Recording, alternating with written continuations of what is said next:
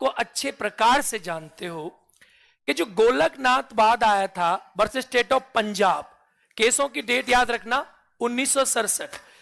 अब supreme court की benches क्या बड़ी होती जाती हैं।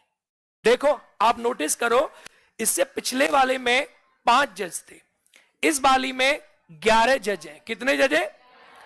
11 जज हैं। बेंच बड़ी हो गई। जब 11 जज हैं तो इस बेंच का निर्णय पिछले वाले बेंच को बदल सकता है? अरे हां या ना?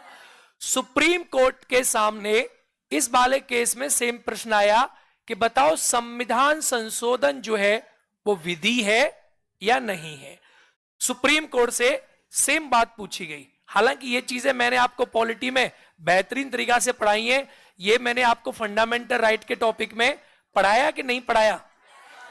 बोलो हाँ या ना? आवाज नहीं आई। हाँ या ना? पढ़ाया। अब आपको जब ये पढ़ाया है इसमें, तो मैंने बताया कि सुप्रीम कोर्ट के सामने प्रश्न आया कि ये विधि है कि नहीं है। सुप्रीम कोर्ट ने अपने पुराने निर्णय को बदल दिया। सुप्रीम कोर्ट अपने निर्णय को बदल सकता है। सुप्रीम कोर्ट ने अपना निर्णय बदल दिया।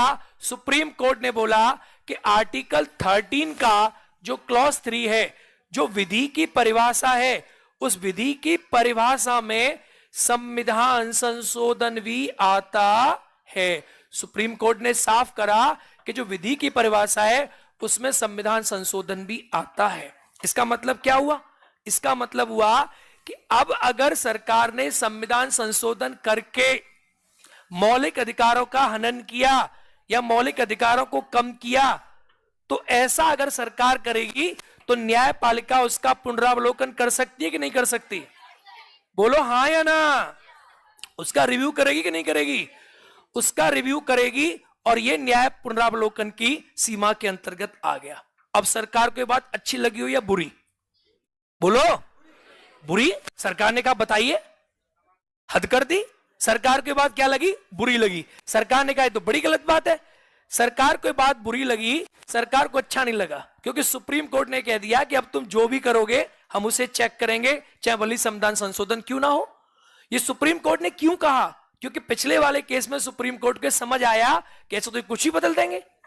तो Golaknath versus state of Punjab वाद में संविधान संशोधन को विधि माना, आर्टिकल 13 सब क्लॉज 3 विधि की परिभाषा के अंतर्गत माना, कहा कि इसका भी न्यायिक पुनरावलोकन किया जा सकता।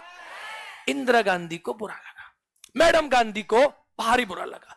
इंदिरा गांधी ने, मैंने आपको पढ़ाया है, इस केस के बाद 24वां संविधान संशोधन किया 1971 में। 1971 में इंदिरा गांधी ने इस सुप्रीम कोर्ट के जजमेंट के खिलाफ 24वां संविधान संशोधन कर दिया और 24वां संविधान संशोधन करके इंदिरा गांधी ने सुप्रीम कोर्ट के जजमेंट को ही बदल डाला।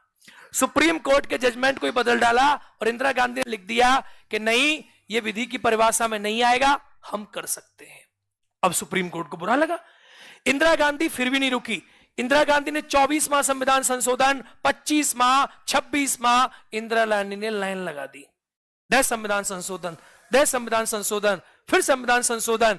इंदिरा गांधी ने दिखा दिया कि मुझे कोई रोक नहीं सकता, मैं जो चाहूंगी वो करूंगी। अब ये जो केसेस है ना, ये कार्यपालिका और न्यायपालिका के बीच की लड़ाई है। विधायिका, कार्यपालिका और न्यायपालिका के बीच की लड़ाई है। इंदिरा गांधी ने कहा मैं संशोधन कर सकती हूं, मैं करूंगी, और यह विधि की परिभाषा के अंतर्गत नहीं आएगा। जब इंदिरा गांधी ने यह बोल दिया कि विधि की परिभाषा के अंतर्गत नहीं आएगा, 11 जज की बेंच बनी। अब 11 जज की बेंच के बाद सुप्रीम कोर्ट ने बनाई सीधी 13 जज की बेंच, केशवानंदा। केशवानंदा। अब मामला खिंच गया बड़े लेवल पे। अब बड़े लेवल पे क्या खिंचा, ये कहानी है। अब देखो ये